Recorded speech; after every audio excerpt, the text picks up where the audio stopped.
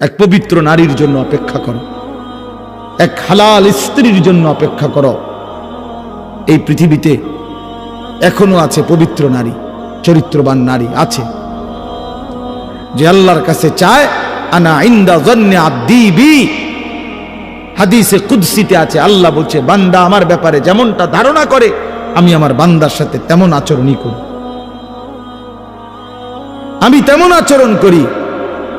অতএব আমার বান্দা যদি দিল থেকে ইখলাসের সাথে নিজেকে পবিত্র রেখে গুনাহ থেকে মুক্ত রেখে যদি অপেক্ষা করে যে আল্লাহ আমি একজন সতীসাধ্যী নেককার চরিত্রবান নারী চাই, আল্লাহর কসম মিলেই যাবে,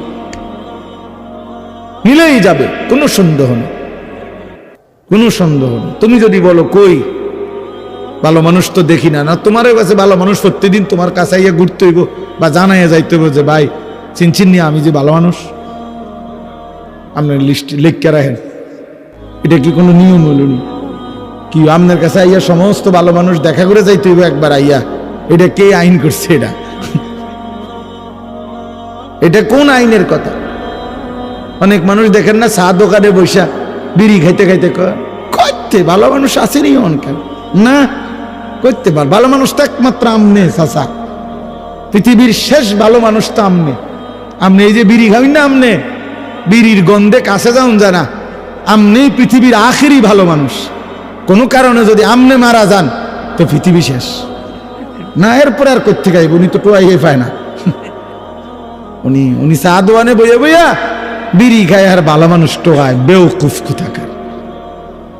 ভালো মানুষ কি আর বিড়ি খায়? ভালো মানুষ কি আর চা দোয়ানে বেড়ি চায়, টেলিভিশন দেখে? আল্লাহ আমাদেরকে আকল দান করেন, বিবেক দান করেন।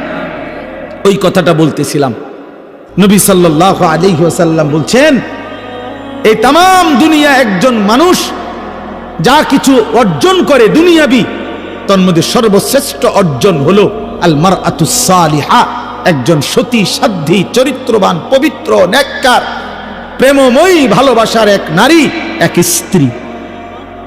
এটা তার জীবনের সবচেয়ে বড় দুনিয়ার অর্জন।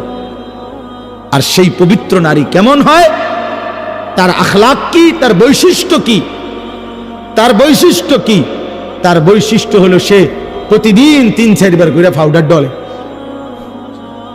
ফেয়ার এন্ড লাভলি ডলে না। আল্লাহ নবী সাল্লাল্লাহু আলাইহি সাল্লাম বলছেন এই পবিত্র নারী, সতী সাধ্বী নারী, চরিত্রবান নারীর একটা বৈশিষ্ট্য অতুইনু আলা দীনে যাওজিহা, যে তার স্বামীকে দ্বীনের কাজে সাহায্য করে, সহযোগিতা করে, দ্বীনের কাজে স্বামীকে আগে বাড়ায়া দেয়। আল্লাহর কসম নবী বলছে ওই নারী পবিত্র নারী, চরিত্রবান নারী, সতী সাধ্বী নারী, ওই নারী যে পুরুষের কপালে জুটছে সেই পুরুষ দুনিয়ার শ্রেষ্ঠ সম্পদ অর্জন করছে, শ্রেষ্ঠ সম্পদ অর্জন করছে। রাসূলুল্লাহ সাল্লাল্লাহু আলাইহি সাল্লামের সাহাবীরা, নবীজির জামানায় সেই সাহাবীরা তাদের বিবিরাই তাদের স্বামীদেরকে আল্লাহর রাস্তায় জান দেওয়ার জন্য, যুদ্ধের জন্য সাজায়া দিতেন। স্ত্রীরাই বিদায় দিতেন স্বামীকে, যাও স্বামী আল্লাহর জন্য জান দিও, হাসরের ময়দানে দেখা করো, পরকালে দেখা হবে, আর কোনদিন লাগবে, ঠিক আছে চলো আল্লাহ হাফেজ, ফি আমানিল্লাহ।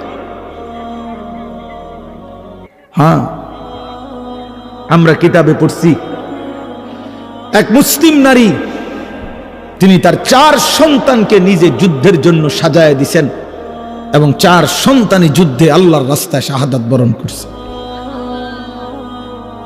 আমরা কিতাবে পড়ছি নবীজির একজন মহিলা সাহাবী, ওনার 16 বছরের ছেলে কাফেররা বন্দী করে ওনার 16 বছরের ছেলেকে একটা একটা অঙ্গ, হাবিব ইবনে যায়েদ ওনার শরীরের একটা একটা অঙ্গ কাইটা কাইটা আলাদা আলাদা করছে। এরপরে বুটি বুটি করে, পিস পিস করে, গোশতের টুকরার মতো কইরা এরপরে আগুনে পুরাইয়া ছাই করে ফেলছে।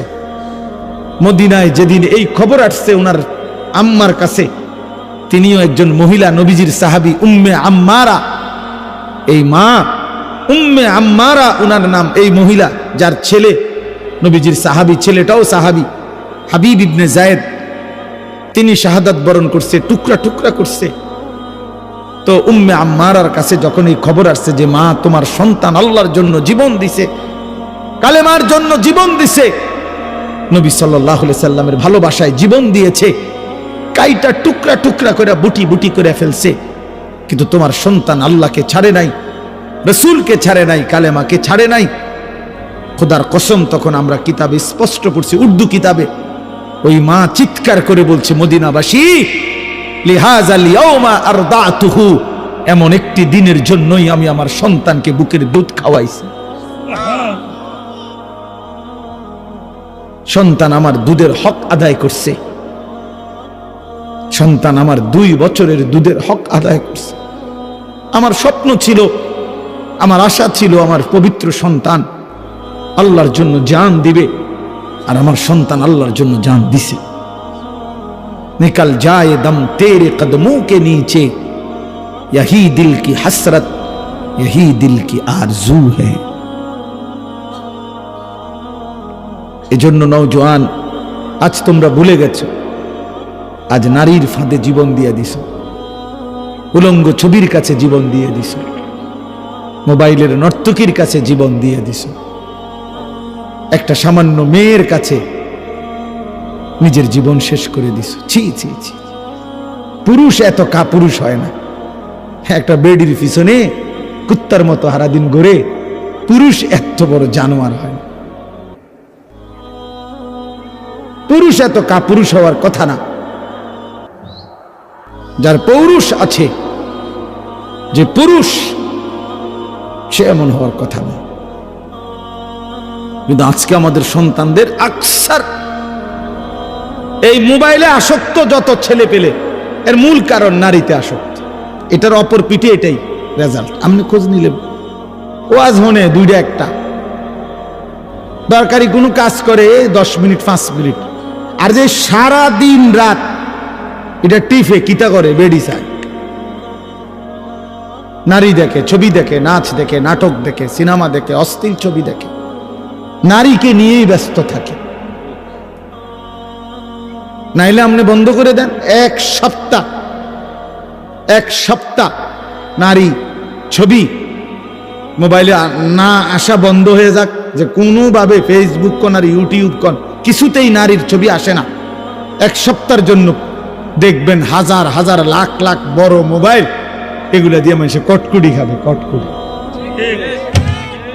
সম্পাপ্পি খাইবে, সম্পাপ্পি চিনেন, সাদা সাদা সম্পাপ্পি, এই কটকুটি, অথবা পেঁয়াজ বেচবে, বাঙ্গারি মাল বেচে। যে এই জন্য এটা দরকার। প্রিয় বন্ধু, প্রিয় বাবা, বোঝা উচিত, একজন নারী অস্বীকার করার কোনো বিষয় না। পুরুষ যেমন আল্লাহর সৃষ্টি, নারীও আল্লাহর সৃষ্টি। নারীর প্রতি পুরুষের আসক্তি, পুরুষের প্রতি নারীর আসক্তি, এই আসক্তি, এই বন্ধন, এই প্রেম, এই ভালোবাসা, এই আন্তরিকতা, এই মহব্বত, এই হৃদয়ের টান, এটা যদি না থাকতো তো মানব প্রজন্ম আজকের এই পর্যন্ত আসতো না। মানুষের এই ক্রমধারা কি এখান পর্যন্ত আসতো? এক স্বামী স্ত্রীর পবিত্র বন্ধন, একে অপরের প্রতি অকৃত্রিম ভালোবাসা, স্বামী স্ত্রীর একান্ত মিলন। তো এইটুকুর বরকতে মহান আল্লাহর ইচ্ছায় প্রজন্ম এভাবে আগাইছে। তাহলে এটা তো দূষণীয় না, হালাল যেটা সেটা তো দূষণীয় না। রাসূলুল্লাহ সাল্লাল্লাহু আলাইহি ওয়াসাল্লাম বলছেন, পবিত্র স্ত্রী তার মুখে যদি কেউ খাবারের লোকমা তুলে দেয়, হাত্তা লোকমাতা ফি ইমরাআতিহি, নবীজি বলছেন, কেউ যদি তার হালাল স্ত্রীর মুখে 1 লোকমা খাবার, একটা রুটি, সামান্য একটু খাবারও তুলে দেয়, আল্লাহ রাসূল সাল্লাল্লাহু আলাইহি ওয়াসাল্লাম বলছেন, আল্লাহ তাআলা তাকে আল্লাহর রাস্তায় সাদাকা করার সওয়াব দান করেন। নবী সাল্লাল্লাহু আলাইহি ওয়াসাল্লাম বলছেন, ওয়াফি বুদআ আহাদিকুম সাদাকা, পবিত্র স্বামী স্ত্রী যদি মিলিত হয় তো আল্লাহ তাআলা সেখানেও সাদাকার সওয়াব দান করে। সাহাবী জিজ্ঞেস করছে, ইয়া রাসূলুল্লাহ, মনের চাহিদা পূরণ করলেও সওয়াব হয়? আল্লাহর নবী বললেন, সেটা যদি ভিন্ন অনুমতি নাই এমন নারীর সাথে যদি পূরণ করে সেখানে কি গুনাহ হয়? তিনি বললেন, হ্যাঁ গুনাহ হয়। তাহলে এখানেও নেকি হয়। সেখানে গুনাহ হইলে এখানে নেকি হয়। এজন্য বন্ধু, আল্লাহ তাআলা প্রত্যেক নিষিদ্ধ বিষয়ের বিপরীতে বৈধ হালাল পন্থা আল্লাহ রাখছেন।